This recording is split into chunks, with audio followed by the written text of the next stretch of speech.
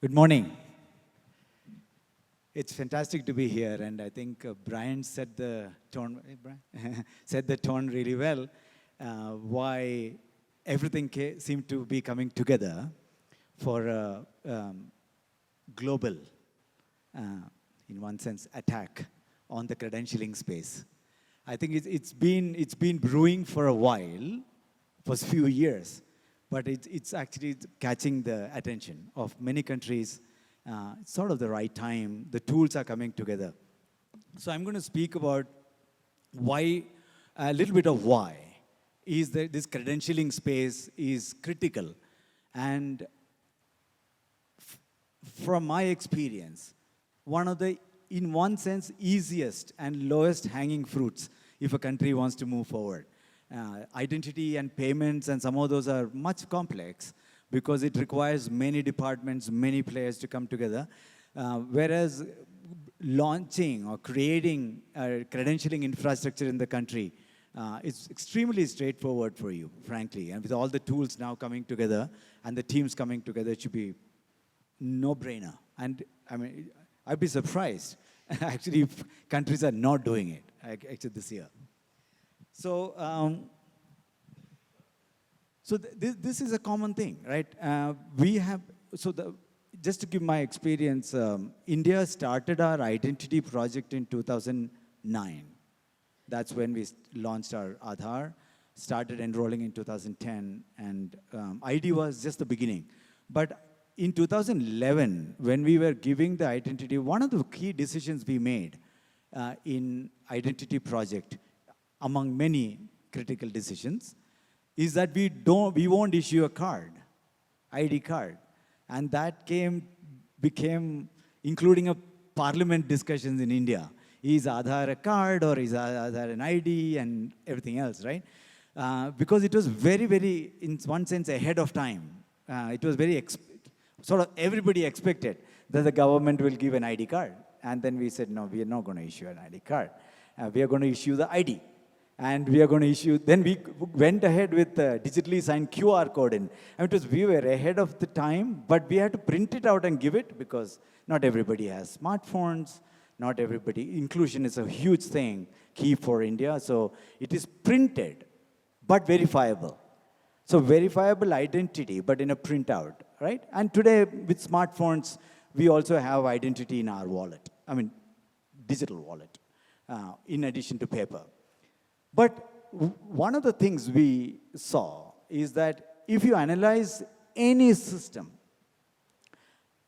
you come across the same friction by the citizens or by the people to be able to repeatedly give the same documents or same certificates again and again.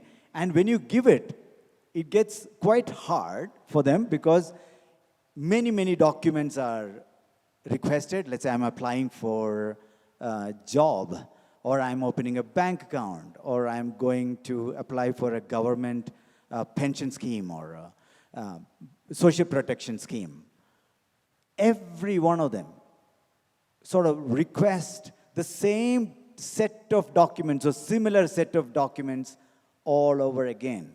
And it's not just ID, remember. ID is just one of those documents. You have to prove eligibility. You have to prove, okay, it's a criteria, maybe you are giving a scholarship for high school girl children. Then you have to prove, are you a girl? You have to prove, are you in high school? Which guy, who is attesting all these things? So it is a continuous process for citizens, remember, every day. And you see this in Global South even more, that the amount of paperwork, amount of documents that you have to keep giving to many, many, including visa services, by the way. I recently applied to EU visa, and it was crazy. Amount of paper that I have to prove. Very silly way to prove, let me put it this way. Because they wanted my bank statement, because they want to make sure that I'm not running away to EU. Okay, good. But how do I prove my bank statement? They said, okay, print it out and submit it. I said, how do you know this printout is not manipulated? He said, okay, get a seal. That means I had to go to the bank, in front of the morning when the guy opens up and get a seal, physical seal in every sheet of paper. How do you know the seal is not put by me? I mean, this really a fake sense of security. We live in a very good sense, cooked up sense of security. The idea that you can convert these documents into verifiable documents is not new, but actually the speed, as Brian was saying, COVID, in one sense, pushed many countries to ask this question because vaccination, proof of vaccination, was an integral part of opening up the society or economy again. Because you couldn't come back to the economy, you couldn't come back to job. So I think that's when sort of everything started accelerating in the world. Okay, remember this, keep this in mind. This is not government problem. Government, of course, in especially Global South, you see a lot of government documents. India, we have income certificate, we have property documents, we have, what's called below poverty line certificates, and we have religious certificate, because some religions, minority religions do get support, financial support. But how do you know that I'm in that religious group that I need a certificate? Where do I got a certificate? Someone would sit around and actually attest you to do this. But it is actually very prevalent in private sector as well, and which is very key. To imagine a digital public infrastructure that is cross-cutting between public and private sector. Any job applicant, we see the same thing. Especially blue-collar, gray-collar jobs, which we see much of India, for example, is not white-collar jobs, right? It's blue-collar jobs. Their inability to prove what they did before and how they did before, how well they did before, is one of the most impeding characteristics for the next job that they are searching. A driver, for example, who driving in Uber, spend 5 years, get 4.9 rating, but they can't apply for another driving job somewhere else, because when they apply, all these documents are again all over asked. Where did you work? How well did you work? How much did you earn?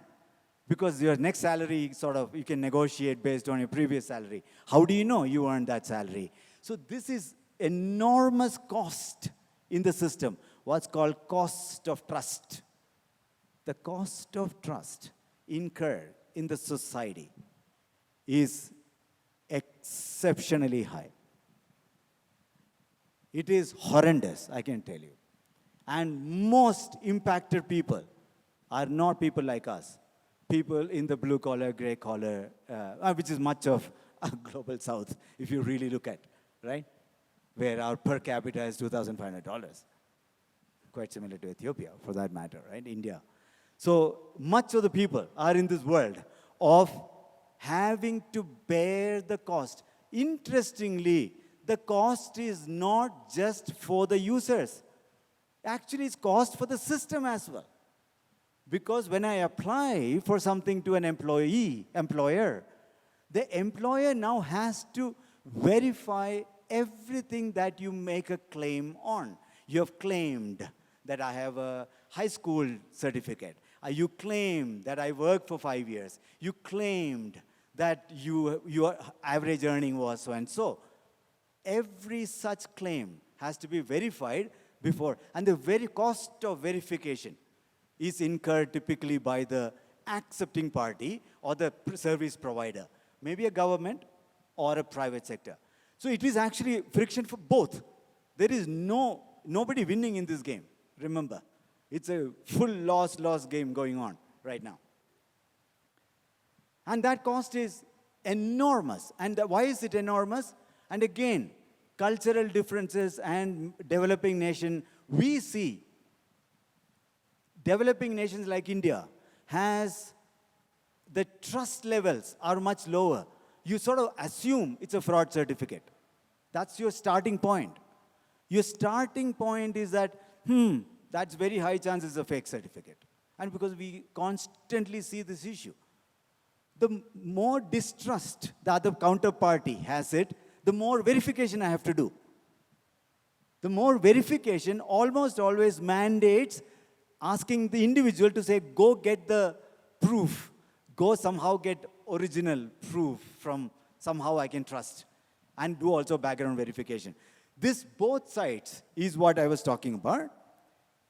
The real question we were always asking, right? All of us constantly ask, is that what can we do to break this conundrum and actually make sure that both parties win in the game? That means citizens or users, individuals, have the power to prove what they claim.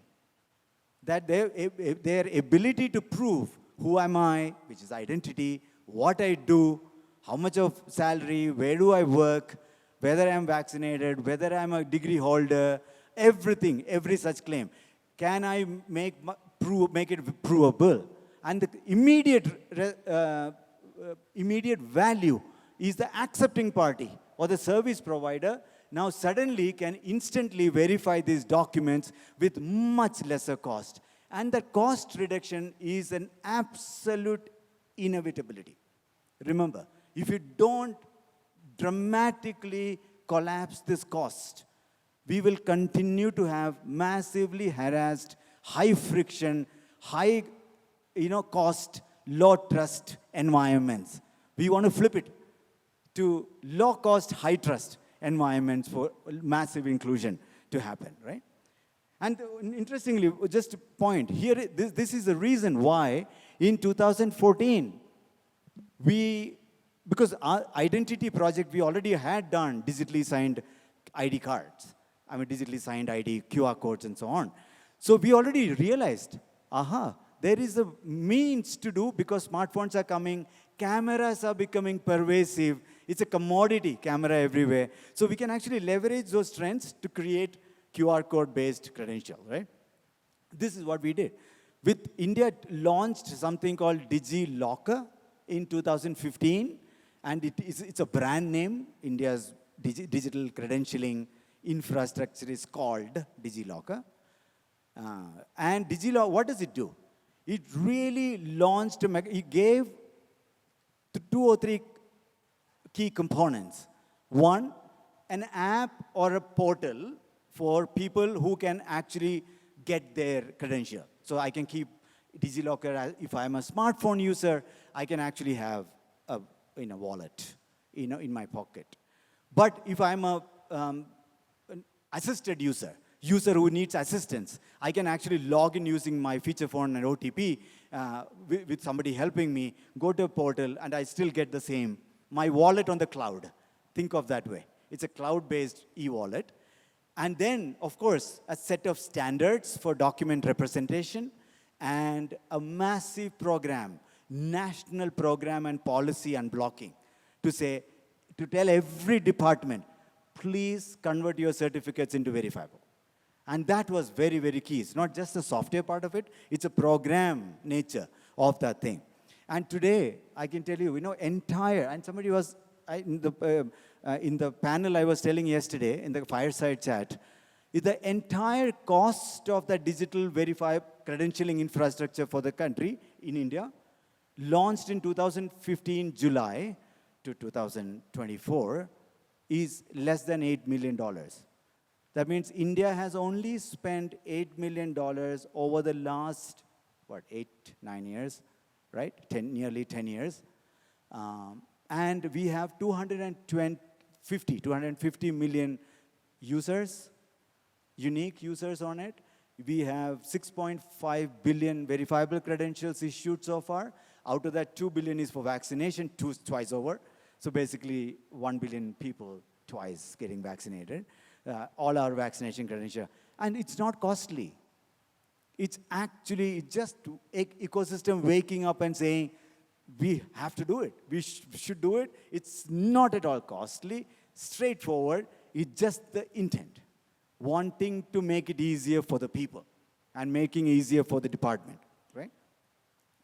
And this is what much of the behavior And you will see a slight difference in the way the narrative, the global north narrative that you would hear is slightly different from global south narrative. Purpose is same, approach is same, common standards and technologies are also same, but for global south, it's about friction reduction and inclusion as a narrative. And hence, we must consider people with no phone, people with feature phone, people who need assistance, can't do a self-service. How do you give assisted touch points for older people or so on?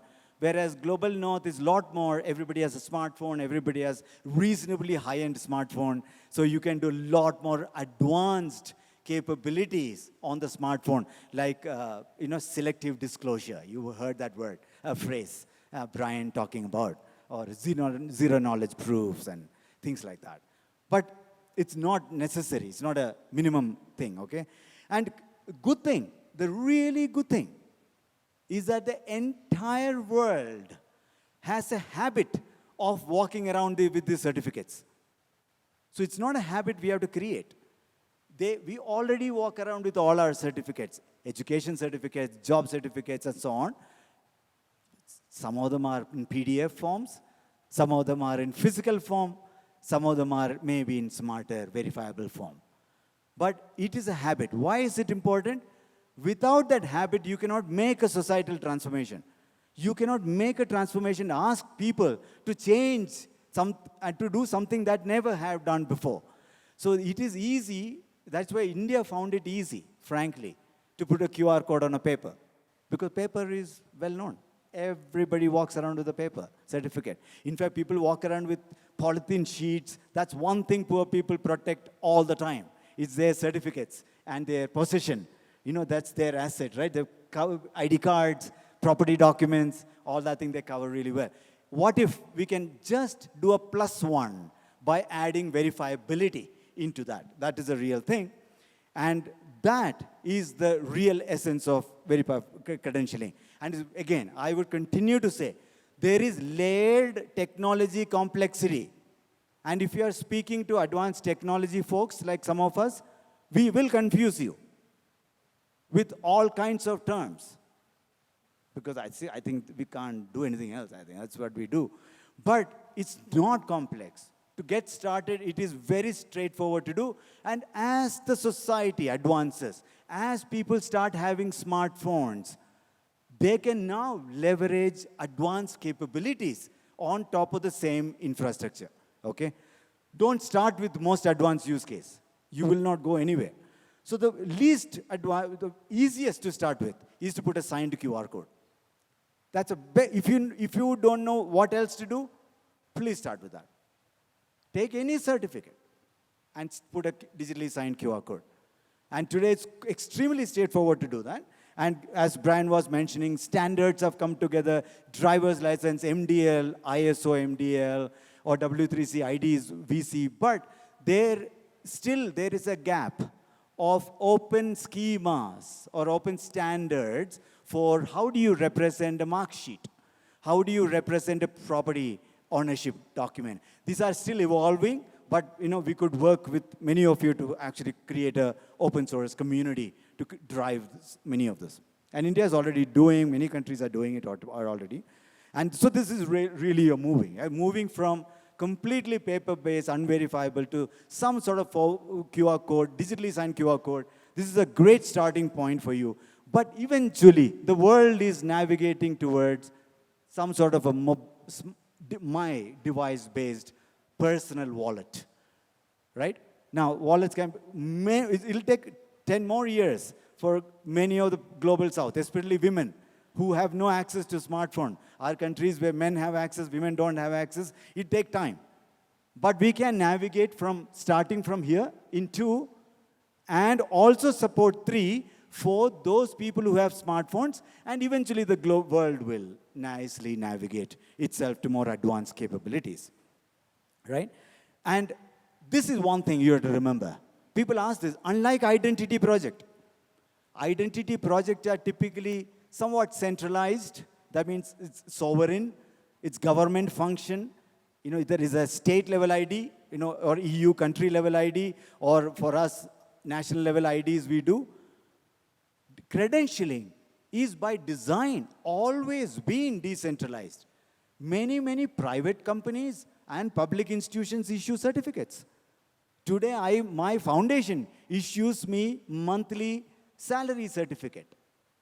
It's a private foundation, NGO. They also issue. Why is it important? People ask, why is it important? India, one of the most important certificate is what's called a salary slip.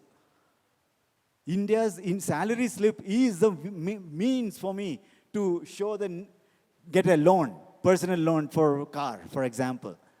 I need to prove my earning. How do you prove your earning? You have to show your salaries. So many of this private and public will remain, issuers will remain very decentralized or federated in one sense, and requesters, accepting parties will also be always decentralized. So don't look for a mega centralized infrastructure, please. Do not look for it. What you need is to enable every certificate.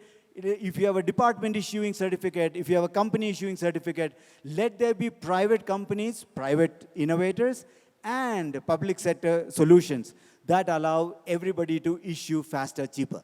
That means, for example, India has many startups who are building HR workflows or lending workflows or other workflows for private companies and banking, and they're embedding credentialing into it. Credentialing issuance or accepting, two sides, right? And let them do it. There is no reason for government to write a mega workflow for everybody, right? It's pretty straightforward. And let private innovators thrive. And the middle is where individuals own my credential. And I can own in a paper form, or I can own in a digital form. And when I own in a digital form, I need some place to keep it safe and share it with my consent and so on. That's where the word e-wallets come up. And today, Apple, Google are all doing it. And OWF, as Brian was mentioning, is putting together a Firefox version for us, for all of us to use. So hopefully, the community will build that fast and useful for us. And this is 4 things that needs to get it right. Standards. We must create open standards. Remember, there is almost all your certificates or regular certificates or documents are not necessarily bound to your country. People carry their certificates across. My daughter, when she went to her master's, she had to carry her vaccination certificate from immunization certificate when she was small. 15, 20 years later to university in the US or Europe. So people carry portability. Portability is an essential aspect of credential and hence open standards. Remember, the representation of the credential, digital signature and so on should be open enough. Nobody need to come to your web portal or website. I, as an individual, should be able to take my credential, show anywhere else, and they can anywhere in the world. I should be able to get it verifiable. That's very key. Okay, that's important for us. Issuance enabling and accepting parties. So issuance and acceptance is very key for us to enable and provide user-centric tools. Like India has 2 types of wallet, an app-based wallet or a portal-based wallet. So you can actually provide some of these. But again, even private wallets can exist. They can all coexist. There's no reason. Many of our fintech companies, by the way, fintech companies are embedding wallets into their fintech apps. So it's very good. It's a good thing to do, okay?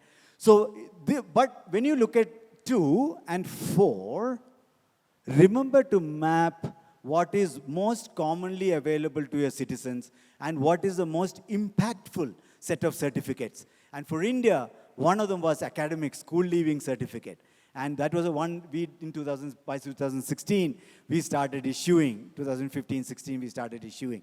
Because almost every child goes through the school in India, and when they leave the school, we converted all their school leaving certificate and mark sheets into verifiable credentials. That was a great starting point. Then we did driver's license, which was very popular because we get stopped by the cops on the roadside and say, show me your license. And now we have a government formally approved policy that I can show a digital version of my wallet version of my license in India, and it's acceptable. So we did something we picked those documents that created maximum value unlocking in the citizenship, because then political leaders will support you and the whole country will applaud you. Because if you take a least impactful one, you may not go anywhere and the project may not get enough traction. Okay, remember, so I sort of stopped there. And open specification, we talked about OWF effort, MOSIP is doing their effort. We have W3C, of course, ISO is doing set of, I think they're taking driver's license to start with. Maybe they will do. Don't worry about it. Who is standardizing? GovStack is standardizing, few of them. We have Annie's here. So they have a bunch of specifications as well. You know, it doesn't matter what the standards are, but use a standard, okay, whenever available. If it's not available, let's co-create a standard, contribute it back to the open source community. Maybe you become the first standard setting initiative, right? You can even do that. And of course, I'll stop there and I'll say, you know, I was delighted actually to see MOSIP, under the MOSIP umbrella, an open source wallet and an entire credentialing infrastructure coming out in the open source. Because countries are looking at, how do I start with? While the private ecosystem will write layered applications, workflows and innovations and SaaS offerings and so on, for the government to initiate that initial momentum, escape velocity, you need an open source DPI of sort. And, you know, Ramesh and team here are actually, you know, I suppose you'll announce sometime today, all right? So it's good to see that. Thank you so much. Thanks for the opportunity and excellent day. Have a good day.